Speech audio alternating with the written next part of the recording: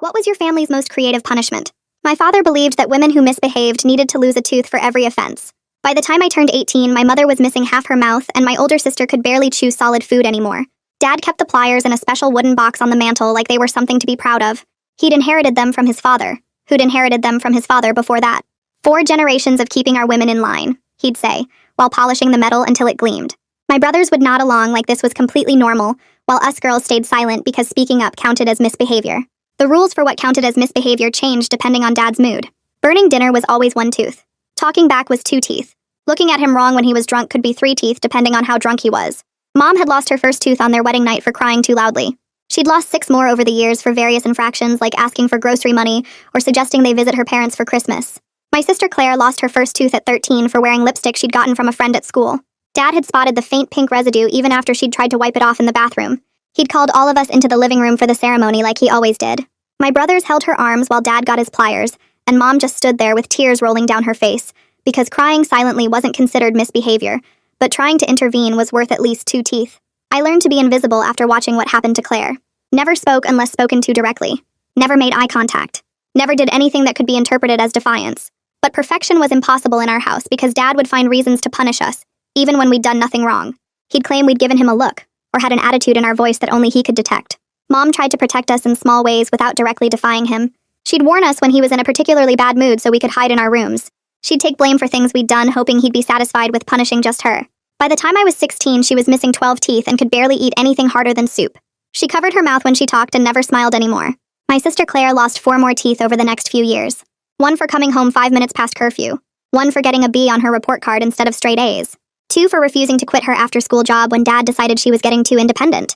She started developing a lisp from the gaps in her mouth, and kids at school called her a hockey player because of all the missing teeth. The ritual was always the same. Dad would announce the infraction at dinner, then make us all gather in the living room. The guilty party would sit in the special chair they'd inherited along with the pliers. My brothers would hold her shoulders. Dad would make a speech about maintaining order and respecting authority while heating the pliers over a candle flame to sterilize them. Then he'd reach into her mouth while she tried not to scream because screaming was another tooth. I made it to 17 without losing any teeth, which Dad said was suspicious. "No woman is that well behaved," he'd mutter while staring at me during dinner. "You're hiding something." He started inventing infractions just to have an excuse.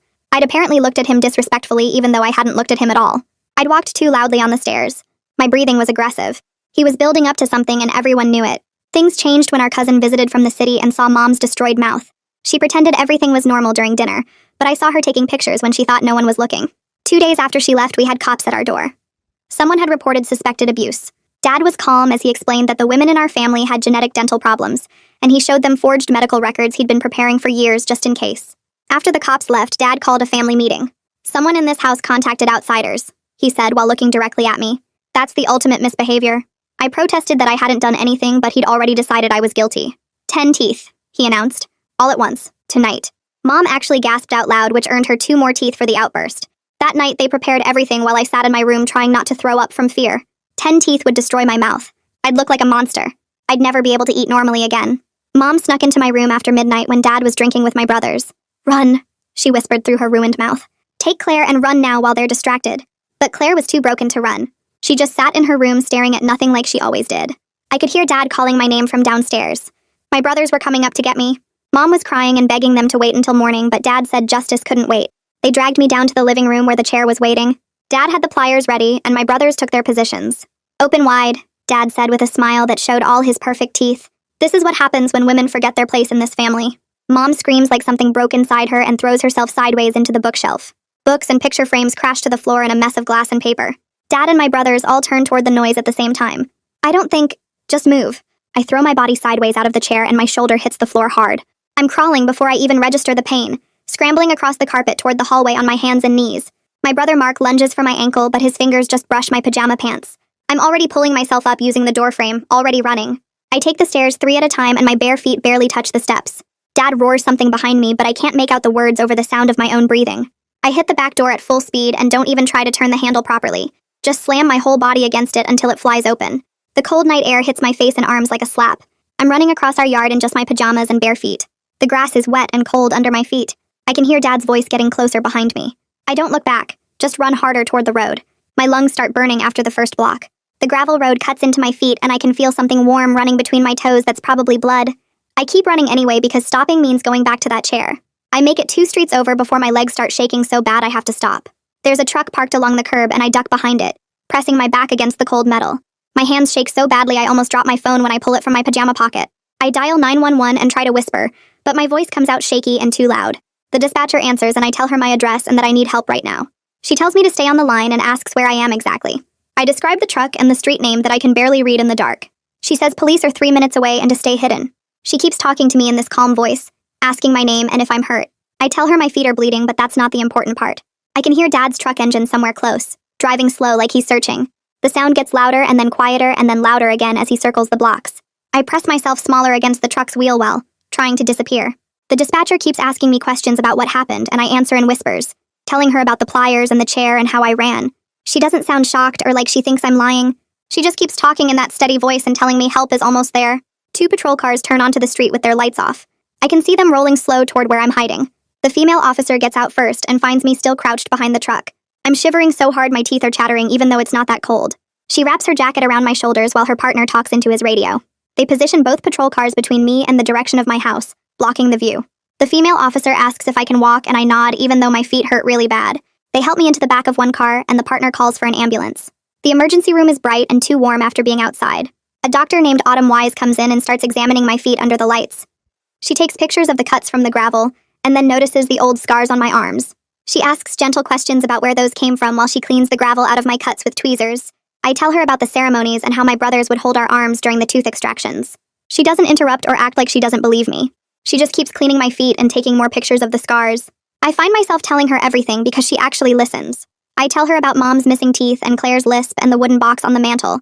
I tell her about the 4 generations and the forged medical records and how Dad was going to take 10 teeth tonight. She finishes bandaging my feet and then sits down on the stool next to the bed. She says she's going to call someone who can help, and that I did the right thing by running. A detective shows up around 2 in the morning when I'm still in the emergency room. His name is Jason Manning, and he sits in the chair beside my bed with a notebook. He asks me to start from the beginning and explain everything.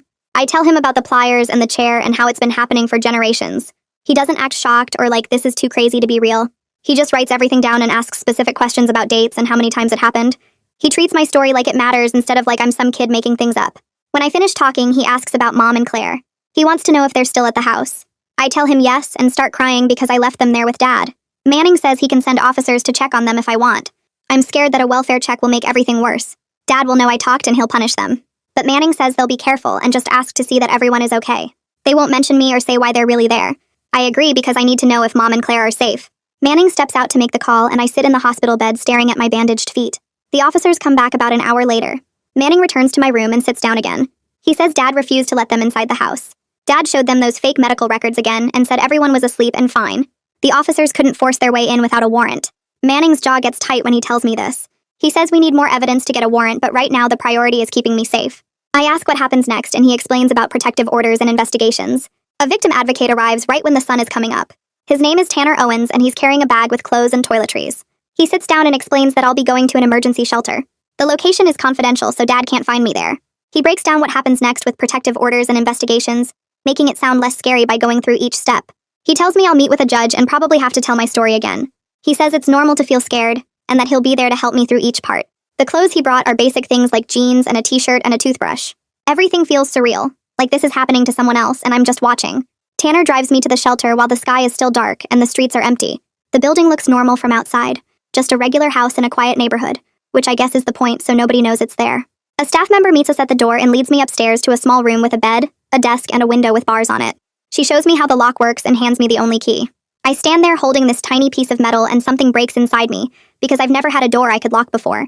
At home, my door didn't even have a lock and Dad would come in whenever he wanted. Now I have this key and nobody can get to me and I sit on the floor and cry. So hard I can't breathe. The staff member sits with me until I calm down and then shows me where the bathroom is and tells me breakfast is at 7. I lock the door after she leaves and test it 3 times to make sure it really works. The room is basic but clean and there's a stack of donated clothes in the closet that mostly fit. I try to sleep, but every sound makes me jump because part of me thinks Dad will find me somehow. Morning comes and I go downstairs for breakfast, where there are 4 other women and 2 kids, but nobody asks questions. After breakfast, the staff member whose name is Rita gives me a huge stack of paperwork to fill out. Medical history, insurance information, emergency contacts, safety planning documents. My hand cramps from writing and some of the questions make me cry again, like the one asking if I feel safe. A nurse comes by to check my feet and change the bandages and take photos of the cuts for documentation. Then I meet with a crisis counselor who has an office in the basement. She tells me her name is Dr. Yoon, and that I don't have to talk about anything I'm not ready to discuss. We sit in silence for most of the session, which feels weird but also kind of okay. She gives me her card and says I can come find her anytime, day or night, if I need to talk. Back in my room, I try calling Claire 3 times, but she doesn't answer. Each time it goes to voicemail, I feel sicker because I don't know if she's okay or if Dad is punishing her for me running. I text her asking if she's safe, but the message just says delivered, not read. My stomach hurts so bad I can barely eat lunch. Manning calls around 6 that evening and asks how I'm doing at the shelter. I tell him about trying to reach Claire and he says he'll look into it. Then he tells me he contacted Veronica to ask about the photos she took when she visited. I feel guilty dragging her into this, but Manning says she's the one who reported the abuse in the first place, so she's already involved. He asks if I'm okay with him using those photos as evidence, and I say yes because we need proof. Veronica calls Manning back within an hour and says she's sending everything she has. Manning calls me again to say the photos are coming through and there are dozens of them. Veronica took pictures of Mom's mouth from every angle during her visit 2 weeks ago, and they all have timestamps. She also sends screenshots of text messages where Mom tried to explain away the missing teeth as genetic problems, but the messages don't match what's actually visible in the photos. Manning sounds excited in a professional way and says this evidence really helps the case. I feel relieved that someone documented what Dad did, but also scared about what happens next. On day 3, Manning picks me up from the shelter to take me to the courthouse for an emergency protective order hearing. I have to sit in front of a judge and describe the abuse while Dad's lawyer and a court reporter write everything down. My voice shakes so bad I have to repeat myself twice, and at one point I start crying and the judge gives me a break to get water. Manning sits next to me the whole time, and when I finish testifying, the judge grants a temporary order. Dad and my brothers aren't allowed within 500 feet of me or to contact me in any way. The judge says the order is good for 2 weeks, and then we'll have another hearing to make it permanent. I should feel safer, but instead I feel more scared because now Dad knows for sure that I talked. Back at the shelter, Rita helps me set up online classes so I don't fall behind in the school. She gives me a laptop and shows me how to log into the virtual classroom. Having homework feels almost normal, and I spend the afternoon working on algebra problems, which is easier than thinking about everything else. My English teacher sends an email saying she noticed I've been absent and asking if everything is okay. I don't know how to respond, so I just tell her I'm safe now and working on catching up. Her response says she's glad I'm safe and that she's here if I need anything. It makes me realize she probably saw signs that something was wrong but didn't know how to help. Manning comes back on day 5 with news about interviewing neighbors. He talked to the family next door and the couple across the street. Both of them admitted they heard screaming from our house over the years during what they called family discipline. They said they never called anyone because Dad's family has lived here for generations, and people don't interfere in family business. Manning looks frustrated when he tells me this and says that attitude is exactly why abuse continues. But their statements help build the case even if they should have done something sooner. Between day 5 and day 8, I try calling Claire every day, but she never answers. Then finally I get a text from her that just says I'm scared. I try calling immediately, but Dad answers her phone. He doesn't say anything, just breathes into the phone for a few seconds, and then hangs up. My hands are shaking when I call Manning to tell him what happened. He says this gives him cause to request another welfare check with more authority, and possibly get Child Protective Services involved. He tells me not to try calling Claire again because it might make things worse. On day 8, Veronica drives 3 hours from the city to visit me at the shelter. She brings her parents, who are my Aunt Haley and Uncle Gerard.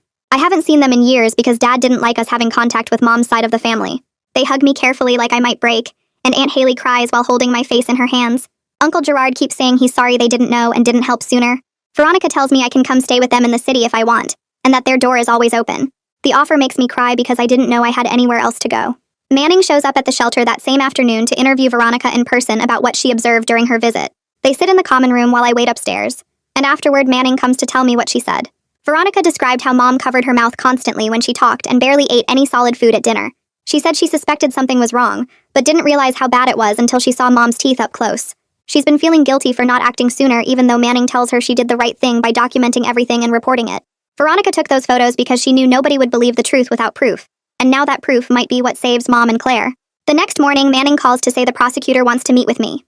Her name is Sinead Hunter, and she arrives at the shelter 2 hours later carrying a thick file folder and a laptop bag. We sit in the same conference room where I gave my first statement, and she spreads photos across the table between us. Photos of Mom's mouth, photos of Claire's mouth, photos of the pliers and the chair that Manning took when he responded to my 911 call. Hunter explains they're building a case for aggravated assault and child abuse charges against Dad. She doesn't sugarcoat anything. The forged medical records make it harder because Dad's been planning his defense for years. But Veronica's photos and the neighbor statements are starting to create a pattern of evidence that contradicts his genetic disease story. She asks if I'm willing to testify in court if it comes to that. I tell her yes, even though the thought makes me want to throw up. 2 weeks after I ran, Manning gets a warrant to examine the pliers and the chair as potential evidence. He calls to tell me Dad's lawyer tried to block the search, claiming their family heirlooms protected as personal property. But the judge allowed it based on my testimony and the photographic evidence Veronica provided. Manning sounds excited in a way I haven't heard before. He says this could be the break they need. Crime scene technicians process the pliers and chair at the police lab. Manning meets me at the shelter 3 days later to explain what they found. Traces of blood and biological material on the pliers that match multiple DNA profiles. He needs samples from Mom and Claire to confirm, but this physical evidence is huge for the case. It proves the pliers were used on multiple people, which contradicts Dad's story about normal dental procedures. I ask how they'll get samples from Mom and Claire when they're still at the house. Manning says they're working on it. My first full therapy session happens that same week. The shelter has a therapist who comes twice a week, and I've been avoiding her because talking about everything feels impossible. But she sits down across from me in the small office and waits patiently until I start crying. I cry about leaving Mom and Claire behind, about running while they stayed in that house, about being safe while they're still in danger. The therapist lets me cry for a long time before she speaks. She explains that I didn't abandon them. I took the only action available to survive. And me surviving might ultimately help them too, because now there's a witness who escaped and can testify. Her words don't make the guilt disappear, but they make it slightly easier to breathe. Manning finally gets approval for a welfare check that involves a social worker instead of just patrol officers. He calls me right after they visit the house. They found Claire unresponsive and dissociated in her room. She wouldn't speak or make eye contact. The social worker determined she needs immediate mental health evaluation and called for an ambulance to transport her to a psychiatric facility. I'm relieved she's getting help, but terrified about what Dad did to her after I left. Mom gets interviewed separately during the same welfare check. Manning says she initially stuck to Dad's story about genetic dental problems and normal family discipline. But when the social worker told her Claire was hospitalized and that I was safe at an undisclosed location, Mom broke down completely. She admitted to years of abuse, described the extraction rituals, showed them her destroyed mouth, but she's terrified of the consequences of speaking up. She told them Dad will kill her if she testifies against him. Manning asks if I want to talk to Mom, but I'm not ready yet. Hunter arranges for Mom to meet with a domestic violence specialist who works with the prosecutor's office. The specialist visits Mom at the house when Dad is at work. She explains safety planning and legal protections available to abuse victims. Mom is resistant at first. Years of conditioning make her believe she deserves the abuse or that leaving is impossible. But the specialist doesn't push. She just provides information and a phone number Mom can call anytime, day or night. Manning tells me this is progress even though it doesn't feel like much. 3 weeks after my escape, Claire gets released from psychiatric hold. But she doesn't go back to Dad's house. Manning arranged for her to be placed in a therapeutic group home that specializes in trauma recovery. He calls to tell me she's stable but not ready to talk about the abuse yet. Pushing her could set back her recovery. I ask when I can see her and he says soon. The group home allows supervised visits after Claire settles in. I visit Claire 5 days later with a staff member sitting nearby in the common room. Claire looks smaller than I remember. Her hair is pulled back in a messy ponytail and she's wearing sweatpants and a t-shirt that's too big for her. We sit together on a couch without talking much. She's on medication that makes her seem foggy and distant. But when I tell her I'm safe and living with Aunt Haley and Uncle Gerard, she squeezes my hand. It's a small gesture, but it feels like a connection we haven't had in years. I tell her I love her and she nods but doesn't say it back. The staff member says that's normal and not to take it personally. Manning interviews my brothers separately about the extraction rituals. He tells me their stories contradict each other in small ways that suggest they're not following a rehearsed script Dad prepared. One brother describes holding Mom's shoulders during a ceremony that happened in spring. The other brother says that same ceremony happened in fall. Small details that don't match up. Then one of my brothers admits something Manning didn't expect. He says he hated holding us down, but was afraid of becoming a target himself if he refused. Dad had threatened to extract his teeth too if he didn't participate in family discipline. Manning says this confession might be useful because it shows Dad used fear to control everyone in the house, not just the women. 2 days later, Manning calls to tell me Dad got arrested that morning at his work. The charges are assault and child endangerment based on the DNA evidence from the pliers and all the witness statements my brothers gave. His bail hearing is set for the next day, and Manning says the prosecutor is asking for a high amount because Dad has shown he's willing to use violence to control his family. I ask what happens if he makes bail, and Manning explains there will be a no-contact order that legally prevents him from coming near me or Mom or Claire. A piece of paper doesn't feel like much protection against someone who spent years pulling teeth out of people's mouths, but Manning says violating the order means immediate arrest. The bail gets set at $50,000, which sounds like a lot, but Dad's family has money from the farm they've owned for generations. Manning tells me not to worry because even if he posts bail, the no-contact order is serious and police will be watching. I want to believe him, but I've spent 17 years learning that rules don't apply to Dad the same way they apply to everyone else. The next morning, I wake up to staff members rushing around the shelter looking stressed and angry. Someone spray-painted liar in huge red letters across the front wall during the night. The shelter director pulls me aside to show me security footage on her computer, and there's a truck that looks exactly like the one my oldest brother drives circling the block 3 times before someone gets out wearing a hoodie. You can't see their face, but the way they walk reminds me of my brother, and my stomach drops because it means they know where I am. The director says they're moving me to a different shelter across town as a safety measure, and I need to pack my stuff right away. I'm so tired of being disrupted and moved around like I'm the one who did something wrong. This is the 3rd place I've stayed in 4 weeks, and I barely remember what it feels like to sleep in the same bed 2 nights in a row. The new shelter is smaller and older with peeling paint in the hallways, but the room has a window that actually opens, which the last place didn't have. Manning comes by that afternoon to check on me and brings news about a forensic dentist who examined all the photographs Veronica took of Mom's mouth, plus some pictures the hospital took of Claire during her psychiatric evaluation. The dentist wrote a detailed report explaining that the damage to their teeth is consistent with traumatic extraction using pliers or similar tools. He specifically noted the fracture patterns and tissue damage that you don't see with normal tooth loss or genetic conditions. Manning says this expert testimony will counter Dad's forged medical records, because you can't fake the physical evidence of trauma. The report describes force marks on the surrounding bone structure and damage to the jaw that happens when teeth are pulled without proper technique. Reading the clinical descriptions of what Dad did to Mom and Claire makes me feel sick, but also validated because someone with credentials is finally saying this wasn't normal dental problems. 3 days after the expert report gets filed, Mom calls Manning and says she's ready to give a formal statement. He arranges for me to listen on speakerphone from his office while she talks to him, and a stenographer who types everything. Mom's voice sounds flat and distant, like she's reading someone else's story instead of her own, but she gets through the whole thing without stopping. She describes losing her first tooth on her wedding night because she cried too loud when Dad hurt her. She lists every extraction after that with dates and reasons, and her voice never changes tone even when she's talking about the worst ones. The stenographer's fingers fly across the keys, making clicking sounds that fill the silence between Mom's sentences. She talks for almost 2 hours, covering 18 years of abuse, and when she finishes, Manning thanks her and tells her she did great. After the call ends, he looks at me and says, "Mom's statement combined with the expert testimony and the physical evidence makes a strong case." Hunter files upgraded charges the next week, including aggravated assault with a weapon and child abuse, and witness intimidation based on the phone incident where Dad called Claire's phone. Dad's lawyer tries to argue the pliers are just a tool, not a weapon, but Hunter shows pictures of the pliers next to the dental damage and explains how they were used to inflict harm. The judge denies the motion to dismiss and sets a preliminary hearing date for 2 weeks out.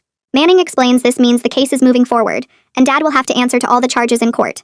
A week later, I have to testify before a grand jury, which Manning says is a group of regular people who decide if there's enough evidence to indict someone.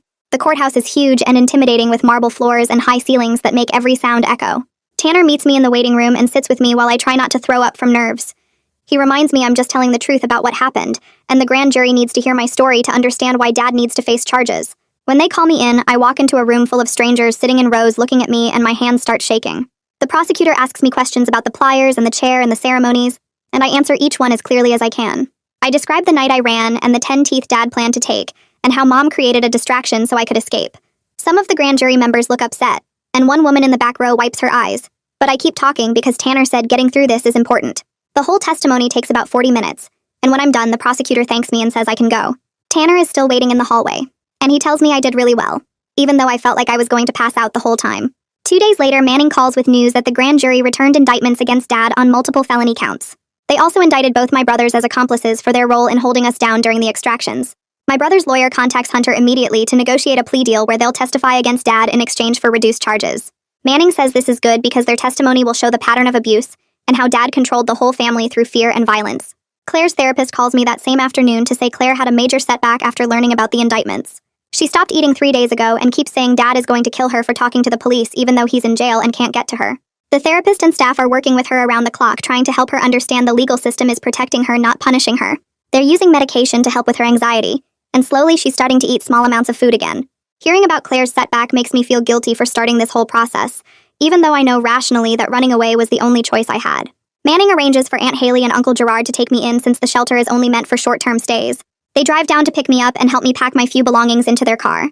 The drive to the city takes 2 hours, and I watch the rural landscape turn into suburbs and then tall buildings. Their house is in a quiet neighborhood with sidewalks and streetlights and other houses close by, which feels strange after growing up isolated. They set me up in their spare bedroom and tell me to make myself at home, but I don't know how to relax in a space that feels this safe. The anonymity of the city is weird after years of living in a small town where everyone knew everyone. I catch myself looking over my shoulder when I walk to the corner store, even though nobody here knows who I am or what happened. Uncle Gerard helps me enroll in the local high school, and we meet with a counselor to figure out my credits. She pulls up my transcript on her computer and asks questions about what classes I've taken and what I still need to graduate. She doesn't ask why I transferred in the middle of the year, or make me explain my situation, which I appreciate more than sympathy would mean. We work out a schedule that will let me finish on time if I take an extra English class and do credit recovery for the weeks I missed. The counselor prints out my new schedule and a map of the school, and tells me to come find her if I need anything.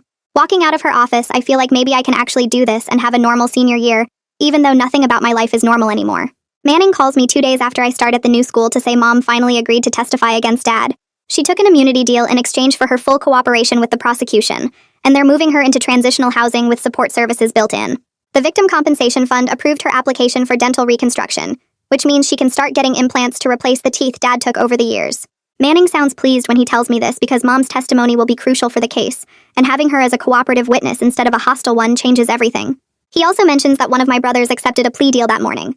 The deal includes 3 years probation, mandatory therapy sessions twice a week, and testimony against Dad at trial. My other brother is still holding out and refusing to cooperate, but his lawyer keeps pressuring him because the evidence is strong, and going to trial as Dad's accomplice could mean actual prison time. Manning says the prosecutor is giving him another week to decide before they stop offering deals and proceed with full charges against both brothers. That night, I wake up at 3 a.m, soaking wet with sweat, because I dreamed I was back in the chair with Dad's hands reaching for my mouth. My heart pounds so hard I can feel it in my throat, and for a few seconds I don't know where I am. Aunt Haley must hear me moving around because she appears in my doorway wearing her bathrobe and asks if I'm okay without turning on the light. I tell her I had a bad dream, and she comes in and sits on the edge of my bed without saying anything else. She doesn't ask what the dream was about or try to make me talk through it. She just sits there in the dark, being present and solid and real, until my breathing slows down and the panic fades. This becomes our routine over the next few weeks because the nightmares come back several times a week, and she always hears me and always comes to sit until I'm calm again. Manning arranges a video call so I can talk to Claire after she gets discharged from the group home to a foster family that specializes in trauma recovery. When her face appears on the screen, she looks more present than I've seen her in years. Her eyes focus on me instead of staring through me at nothing, and when I tell her about my new school and how different the city is from home, she actually smiles. It's a small smile and it doesn't last long, but seeing any expression on her face besides blank emptiness makes me want to cry. She tells me the foster family has 2 other girls who've been through bad situations, and they all eat dinner together every night and nobody yells. Her therapist sits just off camera during our call but doesn't interrupt, and Claire seems comfortable enough to keep talking for 20 minutes about small normal things like the classes she's taking and a cat the foster family has. 4 months pass faster than I expected while I settle into the routine of school and therapy and living with Aunt Haley and Uncle Gerard. Then Manning calls to say Dad's trial date is set, and I need to come back to testify in person. Tanner drives up to the city to accompany me to the courthouse, and Hunter spends 3 hours preparing me for cross-examination in a conference room that smells like old coffee. She warns me that Dad's lawyer will try to make me look like a liar who invented everything for attention or to get back at Dad for normal discipline. She tells me to stay calm no matter what he says, and just repeat the facts clearly without getting emotional or defensive. The morning I have to take the witness stand, I throw up twice before we even leave for the courthouse. Tanner stays close beside me as we walk through the metal detectors and up to the courtroom on the 3rd floor. Dad sits at the defense table in a suit I've never seen before, looking calm and almost respectable. When I walk to the witness stand, his eyes lock onto mine and I feel like I'm back in our living room about to sit in that chair. Hunter told me to focus on her face when I testify, so I force myself to look away from Dad and find her standing near the jury box. She asks me to state my name and age and then walks me through the night I ran, starting with Mom's warning and ending with hiding behind the truck. Dad's lawyer objects twice, but the judge overrules him both times. Then the defense lawyer stands up for cross-examination and suggests I'm making everything up because I was mad about normal house rules. He asks why I never told a teacher or called police before if things were really so bad. I don't get angry like he wants me to. I just explain calmly that speaking up was misbehavior worth 2 teeth, and I was too scared to risk it. He tries 3 more times to trip me up or make me contradict myself, but I stick to exactly what happened without adding or changing anything. Mom testifies after me and describes her wedding night in detail that makes 2 jurors look down at their hands. She explains how Dad heated the pliers over a candle and told her crying loudly was disrespectful to him. Her voice stays flat and emotionless like she's reading a grocery list, but when she opens her mouth to show the jury her destroyed teeth, several people shift in their seats. Dad's lawyer suggests she's lying to avoid criminal charges of her own for not protecting us, but her mouth is right there as evidence that speaks louder than any accusation he can make. The forensic dentist testifies next and brings enlarged photographs showing force marks on extracted teeth and trauma to surrounding tissue. He explains why the damage patterns couldn't possibly be caused by genetic disease or poor dental care, and points out specific indicators of violent extraction. One photograph shows a tooth root with visible tool marks, and the jury looks disturbed enough that the judge calls a brief recess. My brother, who took the plea deal, testifies about being 12 years old the first time Dad made him hold Mom's shoulders during an extraction. He cries on the stand while describing how Dad threatened to extract his teeth if he refused to help, and said real men protect family order. Watching him break down, I realized for the first time that he was a victim too, even though he hurt us. Dad controlled him through fear the same way he controlled Mom and Claire and me. That doesn't excuse what he did, but it makes me understand that Dad destroyed more than just our teeth. Claire provides her testimony through a video link from a private room at her foster home with her therapist sitting beside her just out of frame. She describes years of abuse in a voice so quiet the judge asks her twice to speak up. She's fragile but clear about specific incidents and dates. When Dad's lawyer tries to question her competency and suggests her mental health issues make her an unreliable witness, the judge shuts him down immediately and tells him to move on to his next question. Veronica takes the stand next and explains how she noticed Mom covering her mouth during dinner and barely touching her food. She describes taking photos in the bathroom when Mom showed her the missing teeth because she wanted to document what she saw, but wasn't sure what to do with the evidence. The defense lawyer asks why she waited 2 days to call police if she was so concerned, and Veronica admits she was scared of making things worse for us. She says she spent those 2 days researching abuse reporting and trying to decide if intervention would help or just make Dad angrier. I understand her hesitation completely, because I lived with that same calculation every single day. Hunter asks her to describe Mom's condition in detail, and Veronica explains that 12 missing teeth isn't something you see from poor dental care or genetics. She says Mom could barely chew and spoke with a lisp and seemed terrified the whole visit. The defense tries to suggest Veronica has a grudge against Dad from some family conflict, but she calmly states she barely knew him before the visit, and only acted because what she witnessed seemed criminal. The defense presents their case next, and Dad's lawyer shows the forged medical records to the jury, while calling a dentist who testifies about genetic conditions that can cause tooth loss.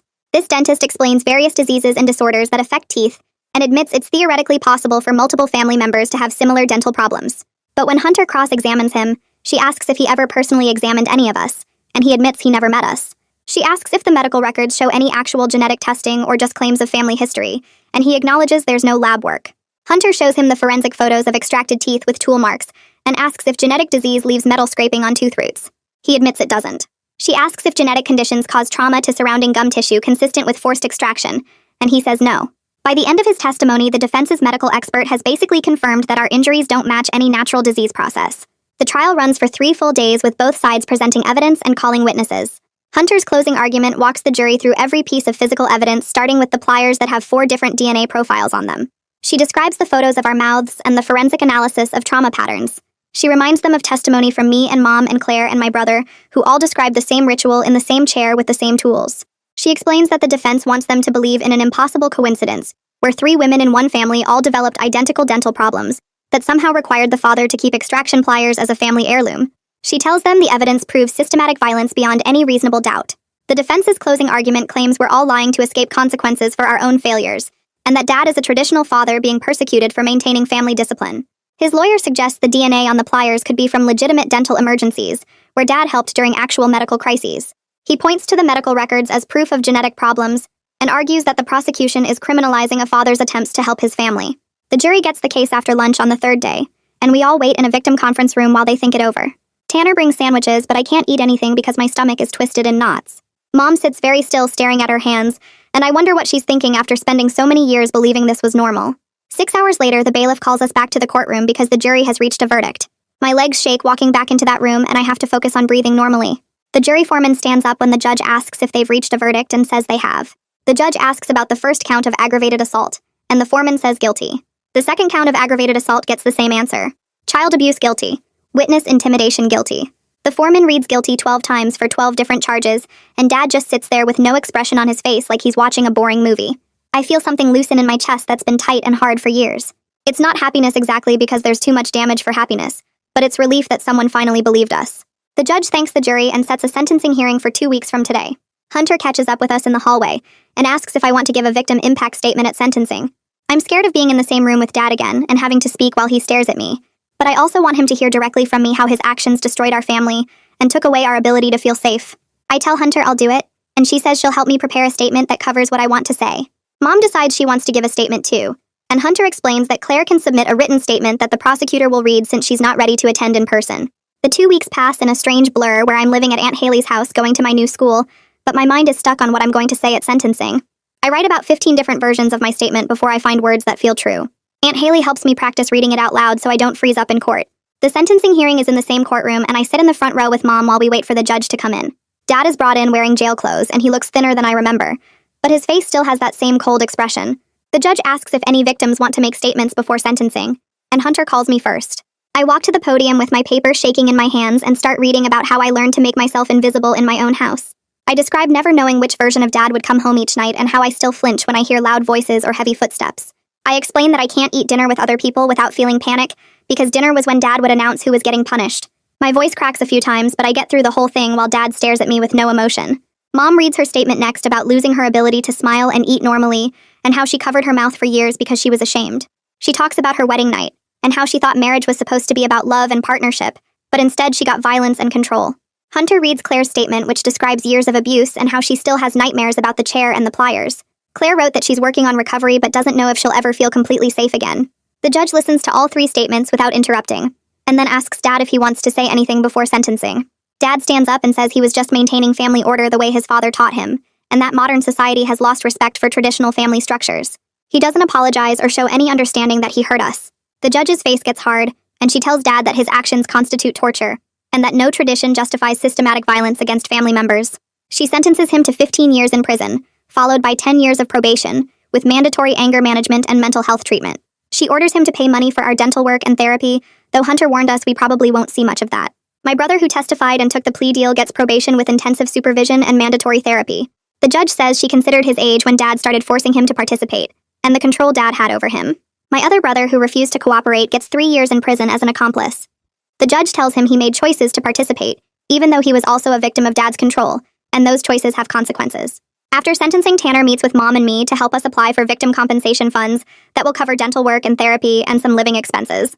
The paperwork is overwhelming, with dozens of forms asking for detailed information about the abuse and our financial situation. Tanner walks us through every single form and explains what each section means and why they need that information. Just knowing there's financial support available makes recovery feel more real and possible instead of some distant idea. Mom starts the dental reconstruction process the following week with a specialist who works with abuse survivors. The specialist explains that Mom will need implants to replace the missing teeth, which will take several months of appointments and procedures. Mom cries during the consultation, but the specialist says those are normal tears, because getting treatment means acknowledging what happened and starting to heal. Just having a treatment plan gives Mom hope for the first time in years, and she calls me that night to say she's scheduled her first implant surgery. I start therapy twice a week with a counselor who works with abuse survivors. The sessions happen in a small office with soft chairs and a box of tissues that gets used more than I expected. My therapist asks me to talk about my brothers and how I feel about their roles and what happened. I tell her I'm angry at them for holding us down, but also confused because they were scared of Dad too. She helps me understand that I can recognize they were victims while still holding them responsible for choosing to participate instead of refusing or getting help. This idea feels complicated and uncomfortable, but also true in a way that makes sense. We spend weeks working through these feelings, and I cry during most sessions, but afterward I feel lighter, like I've set down something heavy I'd been carrying. My therapist never pushes me to forgive anyone or move on faster than I'm ready. She just listens and asks questions that help me figure out what I actually think versus what I was taught to think. Claire moves to a long-term therapeutic foster home about a month after sentencing. The foster parents specialize in helping kids who've been through serious trauma, and they have experience with the kind of damage our family did. She starts attending a special school designed for trauma survivors, where the classes are smaller, and the teachers understand why she might have trouble concentrating or need to leave the room sometimes. She calls me every Sunday afternoon, and we talk about normal things like TV shows we're watching and songs we heard on the radio. These conversations feel strange at first because we never just talked about regular stuff before. Everything in our house was always tense and careful, but slowly we build a different kind of relationship that isn't only about shared pain. She tells me about a girl at her school who's teaching her to paint, and I tell her about a book I'm reading for English class. The calls are short because talking still tires her out, but they matter more than long conversations would. 6 months after the trial, I get my report card and see that I made honor roll for the first time ever. All A's and B's when I used to get C's and D's because I was too scared and tired to focus on schoolwork. Aunt Haley sees the grades and immediately says we're going out to celebrate. She takes me to a restaurant where I order whatever I want without worrying about the price, and she tells me she's proud of how hard I've worked to build a new life. I feel embarrassed by the praise because I don't think I did anything special. I just went to the school and did my homework.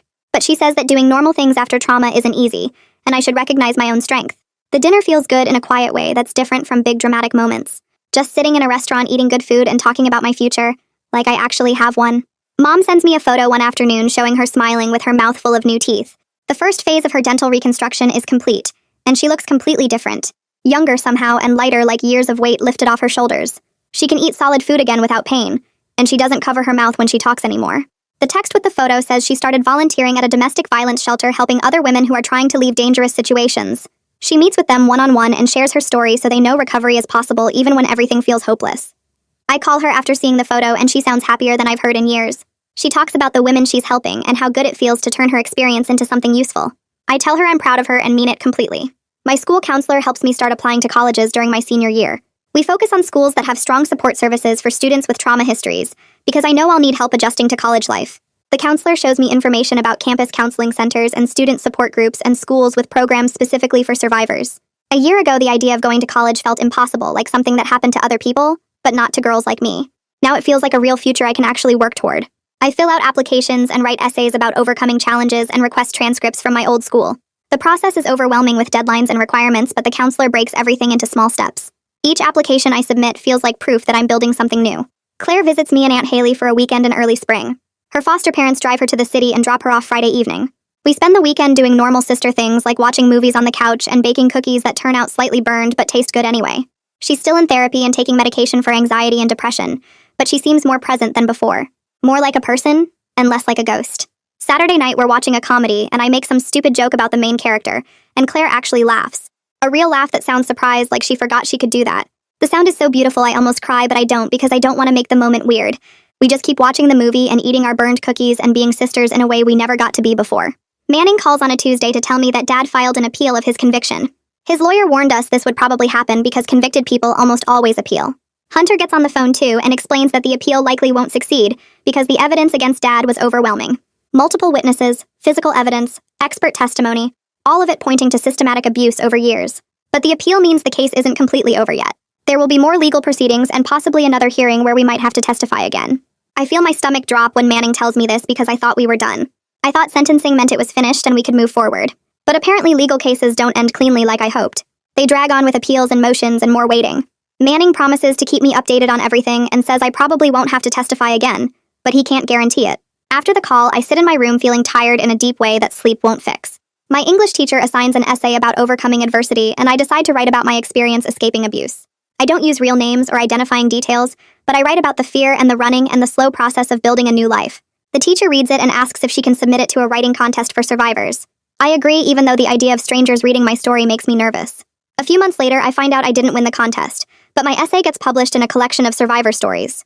Seeing my words in print feels strange and powerful at the same time. I read the essay 3 times trying to recognize myself in the story, and realize I'm not ashamed anymore. I'm not proud exactly, but I'm not hiding either. What happened to me was real and wrong, and now it's documented in a way that might help someone else feel less alone. Mom calls me one evening crying, but the tears sound happy instead of sad. She just got her final dental implants placed, and the dentist cleared her to eat whatever she wants.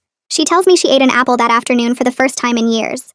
A whole apple with the skin on, biting through it like a normal person without pain or difficulty. She cries telling me this, and I cry listening because something as simple as eating an apple represents so much more than food.